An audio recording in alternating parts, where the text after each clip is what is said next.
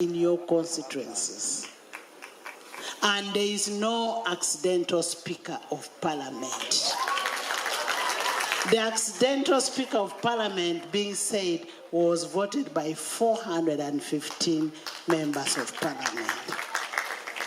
And because the accidental Speaker was voted by that number, she automatically became the Speaker. And by God's grace, she will be the Speaker of the 12th Parliament. To budget for them. You will not come and say, in Bukedea, I have 100,000 women. When you do not have the real figures, you don't know their needs. Let's stop this business of giving people what they do not need. Let's have a down-top approach, not a top-down approach. And I want to, as ladies, we want to remain united with a clear vision and purpose in pursuit of the common objective. Unity of purpose is a cornerstone of collective strength and impact. This, however, does not mean that we shall ignore our brothers. You heard what Right Honorable Deputy Speaker said. These boys are your sons, our brothers, our husbands. As we strive to improve the girl child, we must be able to include the boy child. Because this boy child will become a problem to your family. This boy child, because he has not been able to go to school, will come and take your daughter. Or your daughter will fail to get a husband because she cannot go for an uneducated boy child. So as ladies, we must embrace the boy child too. As the head of legislature, as of now, I undertake to make this event a distinct fixture for parliamentary calendar. Honorable Clerk, we want this in the parliamentary calendar so that it reminds us of our responsibilities as women leaders. These leaders are the torchbearers of the nation, and we must be able to work for the girl child and for the women in Uganda. After today's event, I want to urge all of you to join our national commemoration of International Women's Day on Sunday, 8th, at Kololo Ceremonial Grounds.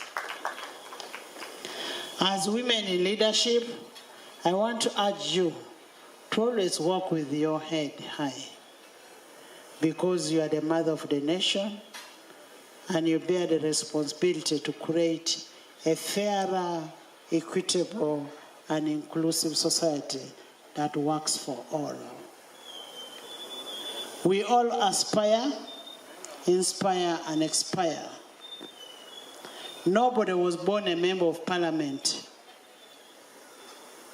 and nobody was born a Speaker of Parliament.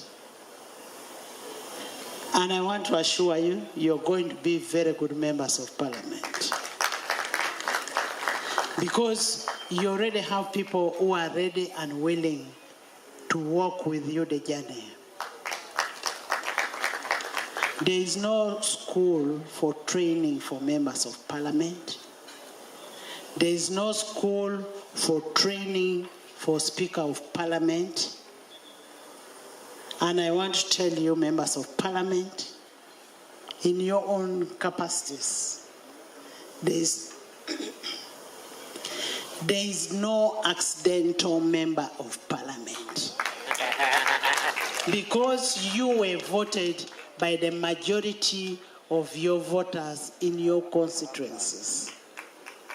And there is no accidental Speaker of Parliament. The accidental Speaker of Parliament being said was voted by 415 members of parliament. And because the accidental speaker was voted by that number, she automatically became the speaker. And by God's grace, she will be the speaker of the 12th parliament. Curie was a pioneering physicist and a chemist who discovered radioactivity. So when you go to the radiology department and find so many men treating you, remember the person who discovered what they are practicing was a woman. She led to many advances in cancer treatment. Let's clap for that. She led to the way we do nuclear physics and medical imaging. She reshaped science and broke the barriers of women in STEM. Then there is the famous Rosa Parks.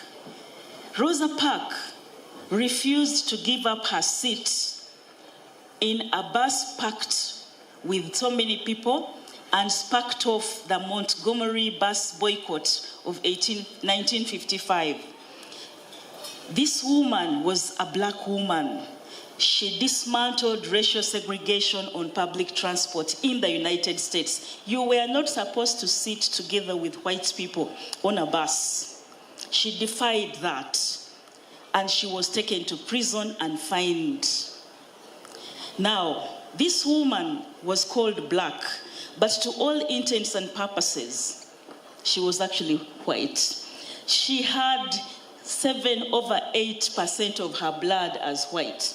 7/8% of her body.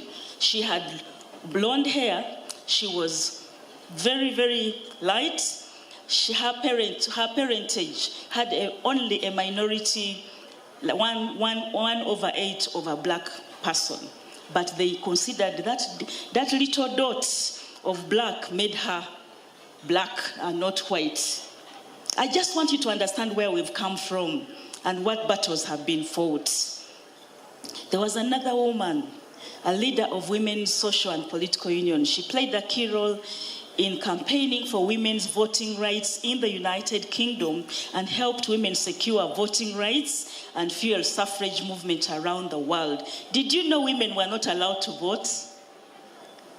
Now we vote you, honorable members of parliament, the right honorable speaker. We now vote you. But before 1858 to 1928, women were not allowed to vote. This woman, Emmeline Parkhurst, fought. Florence Nightingale, she founded the modern professional medicine, revolutionized healthcare systems, and brought hospital hygiene to very high standards globally. We thank God for Nightingale. Then there was a lady called Harriet Tubman. She escaped slavery and returned many times to rescue others via the Underground Railroad. She had to keep going to rescue people, and at some point she was almost arrested, but she was able, with her courage, to become a symbol of freedom. Please, honorable members and ladies and gentlemen, allow me not to name the leading Ugandan women because the right honorable speaker already named them. Let me not name them because you know most of them are even here. We can see them. So, ladies, you are here because someone believed the old adage that if you educate a girl, you educate a nation. Do you believe that? Clap for it. Now, let me say something else. Prior to 1986, mark that, prior to 1986, women's rights in Uganda were marked by significant political marginalization. There were limited legal protections for women and a society deeply entrenched in patriarchal traditions. So although women obtained the right to vote at independence, their actual representation in parliament rarely exceeded 4%. How much percent? 4. Other discriminatory practices included limiting the number of maternity days a woman could go on leave when she gave birth. For women at childbearing age, we could only go for maternity leave for 45 days, and you had to be back in office. Not to mention repugnant cultures such as taking only boys to school and leaving the girls, female genital mutilation, giving underage girls to marriage, betrothing them to men they didn't even know, and exclusion from eating certain types of food.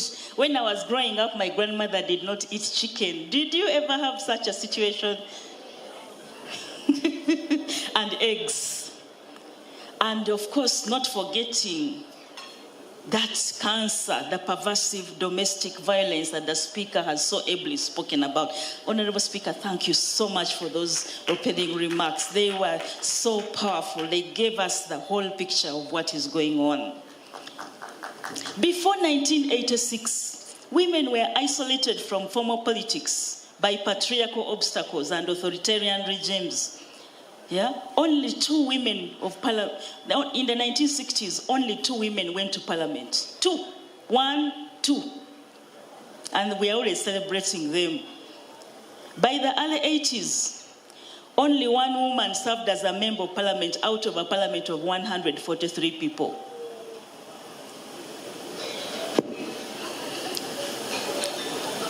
In the colonial laws, women were discriminated. A man could divorce for any reason, but they limited a woman's right in situations of divorce and in situations of owning her property and inheriting property of her father. It was actually in the law. In the days of Idi Amin, civil societies of which women were banned, and only the National Council of Women was allowed to remain. It enforced strict dress codes. I wanted to come here in my mini dress and sit up here because I know we have freedom. But I also wanted to feel dignified. Madam Speaker spoke of dignity, and I wanted to feel dignified. But I'm free to wear my short skirt when I want to. In the days of Idi Amin, you could go to prison. Let's clap for the freedom we have got.